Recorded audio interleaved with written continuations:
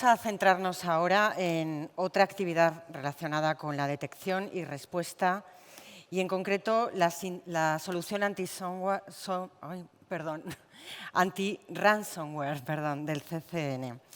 Hablamos, por supuesto, de la herramienta Microclaudia, que ha desarrollado y ha demostrado ser fundamental y eficaz para proteger a los organismos frente a ciberataques de tipo ransomware que impide la ejecución de esta familia código dañino mediante el despliegue de vacunas. Y para hablar sobre esta solución y sobre estas inminentes mejoras, quiero dar la palabra en este momento a Agustín, responsable del proyecto Microclaudia en el CCN. Muchas gracias, Agustín. A ver. Es en 20 minutos, media hora, dependiendo de lo rápido que me dé por hablar. Pues primero presentar un poco en sociedad a la herramienta, porque surgió en 2019, llegó la pandemia y no ha habido ninguna jornada presencial en la que realmente hayamos hablado de ella. Ver un poco cómo hemos ido creciendo, de dónde venimos, los problemas que eso nos está generando actualmente y por ello ver que tenemos que ir hacia un modelo federado, explicar el procedimiento que queremos seguir para ir hacia ello y terminar presentando las funcionalidades que queremos tener implementadas de aquí a final de año. Entonces, bueno, pasamos con la parte histórica. Microclaudia surge como respuesta a los incidentes de ransom que nos estaban comiendo en el día a día.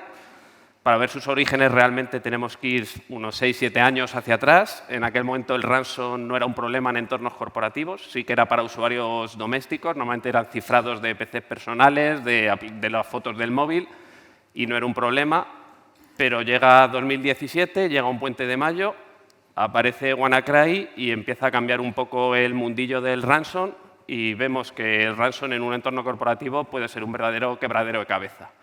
En esta época, además, aparece un poco lo que sería el abuelo de la solución. El CCN publica la vacuna No More Cry, que evitaba la propagación del ransom y es un poco los antecedentes. Poco a poco vamos moviendo y llega otro punto de inflexión, que es en 2019, el último trimestre, en el que la campaña que comenzaba con Emotet como infección inicial y terminaba con Ryuk, pues nos supone una carga de trabajo, pues más o menos, yo os diría, similar a la que tenemos ahora, de 3-4 incidentes de ransom a la semana.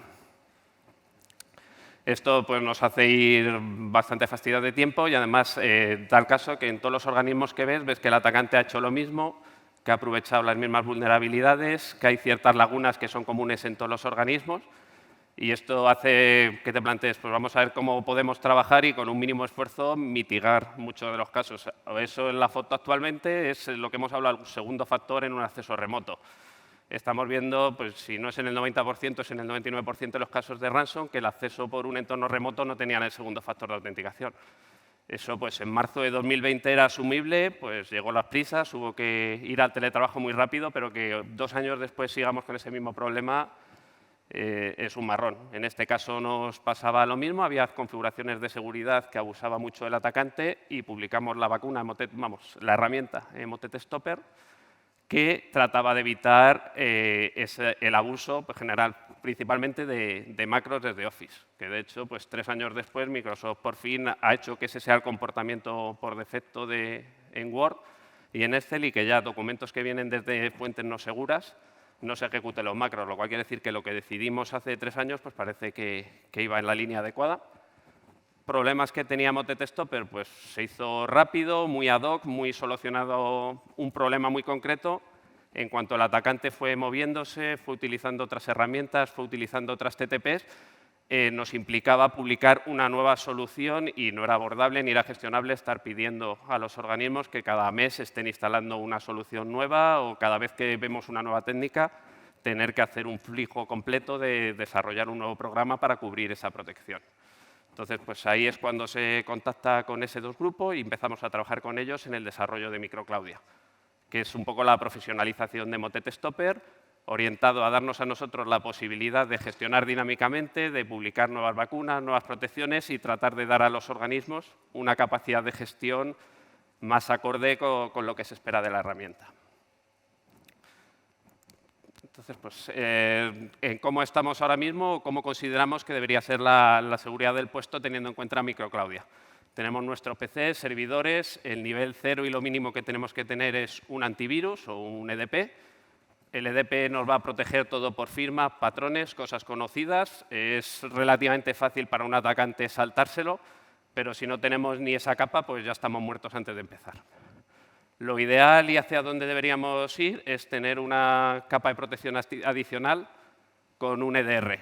El EDR se incrusta mucho más en el sistema operativo, analiza mucho más en detalle lo que está pasando en el equipo y va a tener una visibilidad mucho mayor de lo que nos puede dar un antivirus. Y da la bonificación adicional que cuando tienes un incidente vas a tener pues, toda la telemetría que esa gente ha enviado al data lake del fabricante para poder hacer una investigación y poderte ir, pues en incidentes hemos llegado a ir 3, 4, 5 meses hacia atrás en una investigación que en el caso de no tener EDR con forense tradicional hubiera sido realmente complejo. Entonces, con el EDR estamos ya protegidos, pues estamos mejor que si no lo tenemos. Hemos subido la barrera para que al atacante le cueste mucho más cifrar. Nos hace falta microclaudia en este caso, no nos hace falta Porta. Bueno, ahí nuestra visión es que no está de más tenerlo, es otra capa más. Hemos tenido incidentes de ransom recientemente con EDR tope de gama de mercado de los caros y en algunos casos lo ha detectado antes microclaudia. En otros casos lo ha detectado antes el EDR, a nosotros nos da igual quién lo detecte, lo importante es que alguien lo detecte. Si tener microclaudia nos va a dar una protección adicional y hay en un caso que nuestra suite de seguridad se lo come y microclaudia lo detecta o al revés, pues estupendo, porque lo importante es ser capaces de detectarlo.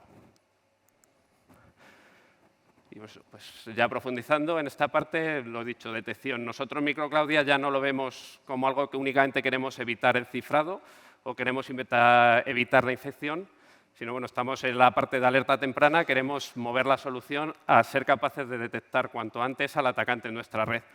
Si en lugar de detectar cuando ya está cifrando, le podemos detectar cuando se está moviendo lateralmente, pues perfecto. También va de la mano que en el organismo haya alguien que vea esas alertas. Tenemos otros muchos casos, tanto microclaudia con EDR, que realmente cuando hay el incidente y se pone a investigar, lleva una semana, 2 semanas algún producto de seguridad dando alertas como un loco, pero no había nadie que lo mirase. Ahí es importante tener un trabajo en la parte de monitorización y de detección.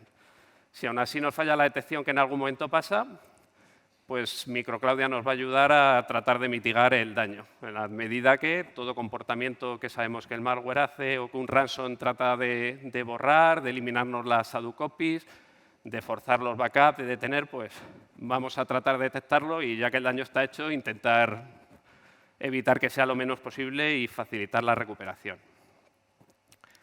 Y finalmente, pues el tener microclaudia instalado no solo nos facilita la detección y prevención, sino que una vez que queramos levantar la red, las condiciones ideales y lo que tenemos en nuestras guías de buenas prácticas de la 21, pues es levantar una red limpia, ir levantando todo entornos limpios que no estaban encendidos antes del incidente o backup anteriores de incidente en muchos casos.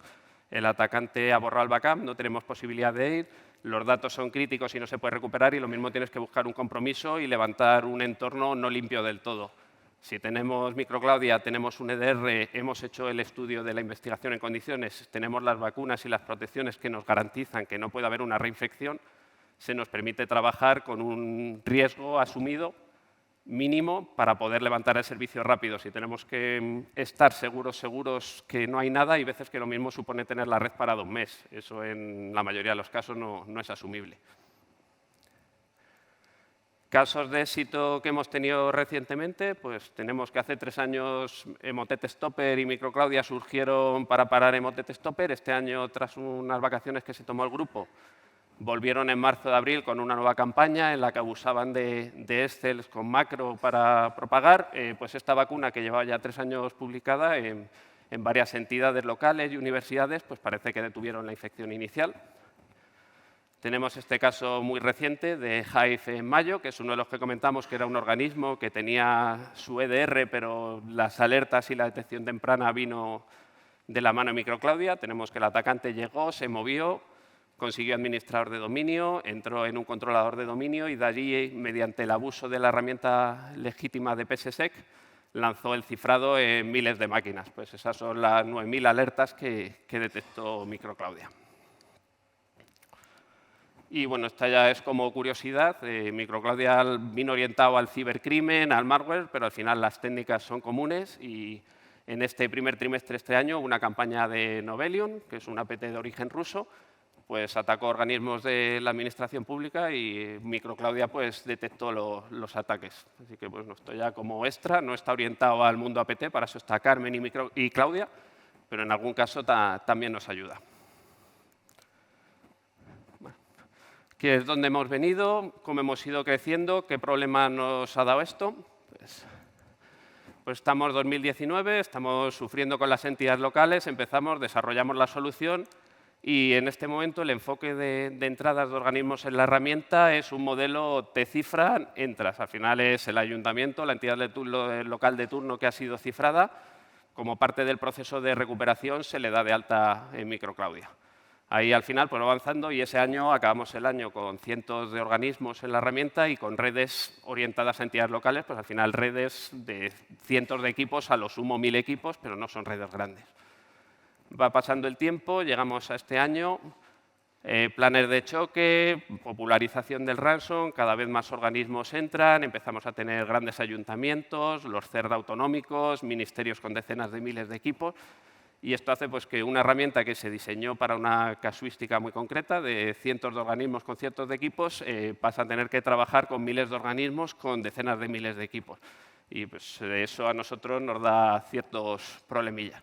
Sí, como ejemplo, vemos que hace un año aproximadamente teníamos en Microclaudia 400.000 equipos apuntados y actualmente tenemos el doble, 800.000. Y a nivel de organismos, pues igual, empezamos hace un año con unos 1000 organismos y ahora tenemos 2200. Entonces, ha sido un crecimiento exponencial que ha hecho que a nivel de producto tengamos problemas para seguir el ritmo. Así como datos resúmenes, ahora mismo pues tenemos 130 vacunas, hemos generado aproximadamente 1 millón de alertas que el tanto por ciento de falsos positivos estará en el 20-30%, más alto de lo que nos gustaría, pero trabajando en ello. Tenemos 800.000 equipos con la solución y trabajamos con 2.200 organismos. Como hemos venido de entidades pequeñas, ¿cuáles son los problemas o lo que nos está viniendo ahora grande? Tenemos problemas de escalabilidad. Antes lo que era un proceso batch, algún mantenimiento correctivo, una actuación sobre el servidor, era fácil. Hoy en día pues, venimos arrastrando este último mes. Los que tendréis Microclaudia podréis haber notado alguna anomalía en el comportamiento, problemas en acceso a la interfaz de gestión. Pues hubo un problema en un elemento de red un fin de semana, se perdieron comunicaciones, se juntó con un caso límite de efecto carrera en los agentes, se empezaron a acumular notificaciones. Y lo que pasó es que cuando se restableció la red teníamos un caudal de 400 megas por segundo de los agentes breando al servidor y nuestro CDN activó el DOS, tiene problemas de comunicaciones y llevamos un mes peleando para conseguir recuperar la normalidad. Si tuviéramos 100 organismos con 100 equipos hubiera sido cosa de horas. Cuando tienes 800.000 equipos, en lo que vas arreglando algo se te han acumulado otros 300.000. Y luego el otro problema que tenemos es que el equipo de Microclaudia cada vez es más un CAU y menos un equipo de desarrollo de la solución. Al final, el día a día, el atender a 2.200 organismos, las solicitudes de usuarios, las solicitudes de alta, hace que no demos abasto para realmente trabajar en lo que deberíamos trabajar, que es en mejorar la herramienta. Para ello, la solución pues ya se presentó un poco en las jornadas del año pasado. La idea es ir, como en el resto de herramientas, como en Lucía, hacia un modelo federado en el que organismos de cierto tamaño, cierta entidad, con un número determinado de agentes dependientes de ellos, pues tengan su propia instancia de Microclaudia, la gestionen ellos, eso se comunique con una instancia central, que será la nuestra, para el despliegue de actualizaciones, vacunas y mantenimientos, pero tratar de descentralizar la solución para poder escalar adecuadamente. A vosotros, como organismo, lo principal que os dará es autonomía y control. No dependeréis de pasar por el CCN para pedirnos altas de usuarios, para modificaciones de usuarios, la creación de nuevas API keys de encapsulación, cajitas, nuevos organismos. Ya no es una petición que tengamos que atender nosotros, sino que el gestor de la instancia federada tendrá libertad para distribuir su organización como necesite. A nivel de tráfico, seguridad, pues limita la necesidad de que los agentes comuniquen con el exterior. Todos los agentes solo comunicarán con su instancia federada y el despliegue de actualizaciones, vacunas y todo el tráfico quedará encapsulado en el organismo y no habrá una dependencia externa. Y en la parte que nos toca a nosotros nos será mucho más fácil implementar nuevos procedimientos y gestionar la solución porque es mucho más sencillo trabajar con 10, 12 instancias que gestionan 100.000, 200.000 equipos que trabajar con una única instancia que gestione 1 millón de equipos. Que, de hecho, como curiosidad, cuando empezamos el proyecto y hablamos como en S2, los requisitos iniciales, el tope y un poco chascarrillo que teníamos inicialmente era que queríamos llegar al 1 millón de equipos y se puso como caso límite para la solución y para el diseño de procedimientos el aguantar 1 millón de equipos en la plataforma. Pues en 3 años hemos llegado casi a ese techo y se nota pues, que se diseñó pensando que esto era el techo de la solución. Entonces, tenemos que cambiar ese modelo. Y pues, de la mano de la federada también va la posibilidad de una operación en entornos y redes de trabajo completamente aisladas. Ahí nos queda resolver cómo se pasarán las vacunas o cómo se recibirá información de las alertas, pero si tengo una red aislada y quiero tener la misma protección y capacidad de detección, podré tenerla mediante este procedimiento. ¿Cómo se ha orientado el desplegar una instancia federada? Pues ahí se han propuesto 2 vías. La primera y más sencilla es cualquier entidad que tenga su hipervisor, su entorno de virtualización, pues se le ofrecerán las máquinas virtuales preconfiguradas, lo despliega en su entorno y ya tiene su instancia federada. En ese momento se reapuntan los agentes a su instancia y se hace la migración. Está previsto, es sencillo, los requisitos de plataforma no son muchos, estamos hablando de 100, 200 gigas de disco, 16 gigas de RAM, no es un monstruo, en cualquier entorno de virtualización más o menos corre sin problema. Y aún así, si en alguna entidad no hay la posibilidad de ese despliegue o se prefiere algo más dedicado, estará ahí a la posibilidad de entregar modo appliance, que al final appliance va a ser un hipervisor con las mismas máquinas virtuales dentro, pero va a ser un dispositivo físico que se podrá desplegar en el organismo. A la hora de operarlo, pues esos appliances virtuales tendrán que tener conexión con la instancia central para la actualización de vacunas y las estadísticas. Cuando se cuente con dispositivo hardware, pues habrá que gestionar el mantenimiento de ese appliance de alguna manera para evitar que un fallo de disco nos deje sin servicio. Y por parte del CCN, las actualizaciones y gestión pues siempre es el modelo que hemos seguido en Microclaudia de Best Effort. Nosotros estamos pues, de manera gratuita dando servicio a 2.200 organismos. No tenemos posibilidad de comprometernos a un SLA y unos tiempos de respuesta. Intentamos llegar siempre bien, no tener a los organismos esperando mucho, hacerlo trabajar todo en condiciones, pero si por entidad hay mucha dependencia de otros equipos por abajo, quiero tener garantizado un nivel de servicio, pues habría que contemplar la posibilidad de un soporte dedicado para ciertas entidades de tal tamaño que les garanticen unos tiempos de respuesta concretos. Entonces, bueno, hemos visto los orígenes de la herramienta, hemos visto la parte del federado y lo otro que nos quedaría pues ver ser las principales novedades que llegan ahora. La primera es el modelo federado y la segunda es que estamos haciendo un cambio de toda la arquitectura del componente de backend. Esa debería haber estado para esta semana para ya presentarla implementada, pero por los problemas que hemos tenido con el CDN vamos con 1 semana o 2 de retraso, así que deberíamos terminarlo este mes. ¿Qué incluye esta actualización? Ya la posibilidad de un doble factor, bueno, la obligación de un doble factor de autenticación. Ahora mismo trabajamos solo con usuario y contraseña, a nosotros nos chirriaba mucho, pero lo urgente no dejaba tiempo a lo importante y hasta ahora no hemos podido implementar el segundo factor de autenticación. Hemos hecho un rediseño de la arquitectura para poder escalar a esos 800.000 equipos y que no nos pasen problemas como los del último mes. Hemos hecho ya mejoras en los flujos de trabajo de autorización y altas de usuario, porque eran procedimientos que hasta ahora son muy manuales y al final todo lo que es manual es más dado a error, a que algo se quede traspapelado, pues se ha intentado profesionalizar un poco la gestión y hemos hecho un primer paso hacia la delegación de la gestión de usuarios, de tal manera que un organismo recibirá permisos para crear usuarios, dar de baja usuarios o resetear contraseñas de usuario de su organización sin que esa petición tenga que pasar por nosotros. Junto a este cambio del servidor, también estamos preparando una nueva versión del agente, que será la 2.0, que estará probablemente disponible el próximo mes. Lo más notorio que tiene esta versión del agente es que cambia totalmente la tecnología que hay por debajo. Esto nos permite una monitorización o recibir telemetría un poco de más bajo nivel, trabajar de manera más eficiente Y gracias a tener más datos y tener más capacidad de análisis, pues esperamos ya terminar ese 20-30% de falsos positivos que tenemos. Vamos a poder desarrollar nuevos tipos de vacuna. Y otra de las peticiones que lleva mucho tiempo encolada en Microclaudia era el soporte en entornos de VDI. Con esta nueva versión de la gente ya estará previsto y soportado que Microclaudia funcione en estos entornos. Y pues última, esto ya es para el segundo semestre del año, es la otra petición que recibimos mucho y que está acumulada, que es la integración con un SIEM. Ahora mismo tenemos las alertas en la consola, las alertas que se reciben por correo. En el mundo del SOC esto no es todo lo operacional o lo adecuado que se deba, y la idea es disponer los organismos de un API en el que puedan consumir sus alertas e integrarlo con su SIEM y con sus elementos de monitorización.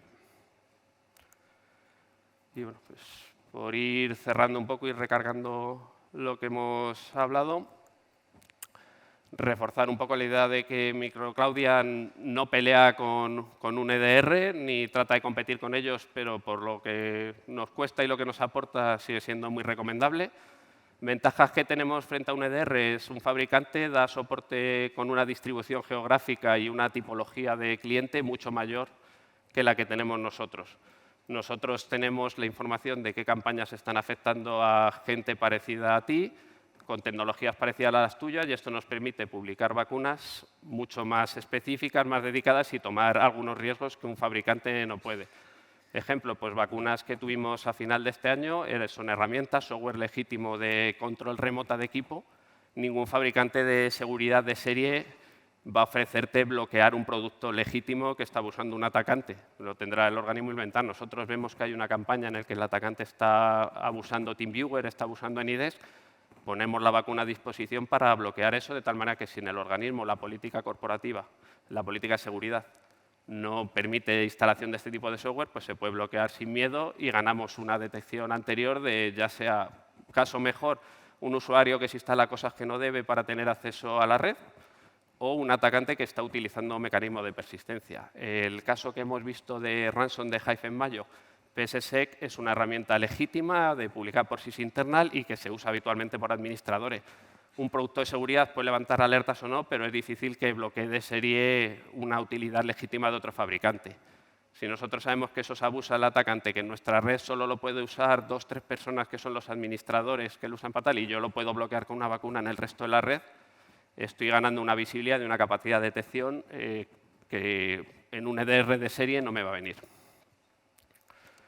Junto a esto, lo otro hemos comentado, para no morir de éxito tenemos que ver el modelo federado, tenemos que definir todavía el límite a partir del cual se migren organismos a instancias federadas y ver el procedimiento, pero la idea es abordar esto en los próximos meses. Y la idea un poco lo que hemos hablado, no queremos solo prevenir, responder, queremos ayudar en detectar. Es importante estas vacunas que son de detección de actividad de atacante mucho antes de la detonación del ransom, pues si podemos tenerlas activadas mejor, y sobre todo la parte que es imprescindible, contar con gente que reciba y responda a esas alertas, porque si no, al final no vale la solución para nada. Entonces, pues creo que nos quedan 5 minutillos, no sé si hay preguntas y más, he ido un poco rápido, como costumbre. Agustín, muchas gracias. Vamos a ver, ¿no hay forma de enviar logs de Microclaudia al SIEM de nuestro SOC para correlarlos con el resto de información y eventos que manejamos? Hoy no, esperamos que antes de diciembre sí. Ah, está en producción. En ello. Está en producción. Bien, y después de haber sido atacado por un ransomware, ¿cómo hacen la recuperación de la plataforma a través de Microclaudia? Microclaudia, más que como recuperación de plataforma, es prevenir la reinfección. Volvemos un caso, por ejemplo, pues tuvimos MITES en junio del año pasado, ¿fue 2021? Sí, junio de 2021. Al final teníamos, en ese momento se había ya identificado el malware, se había analizado el malware, se había hecho forense, sabíamos los comandos y cómo se había movido, además de aplicar otras mitigaciones como era tener aislada la red para evitar que el atacante pueda cambiar.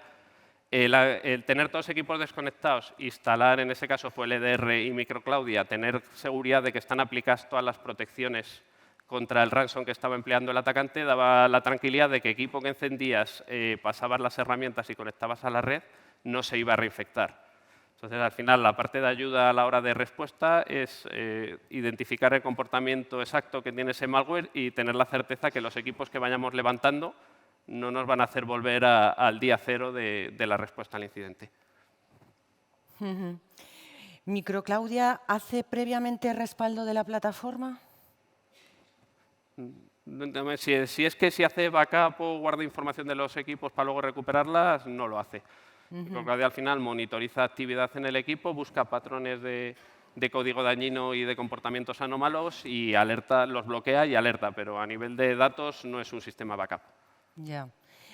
Oye, y ya como muy rápido la última, ¿qué representa para una entidad hacer un despliegue de Microclaudia federado? ¿Ventajas, inconvenientes?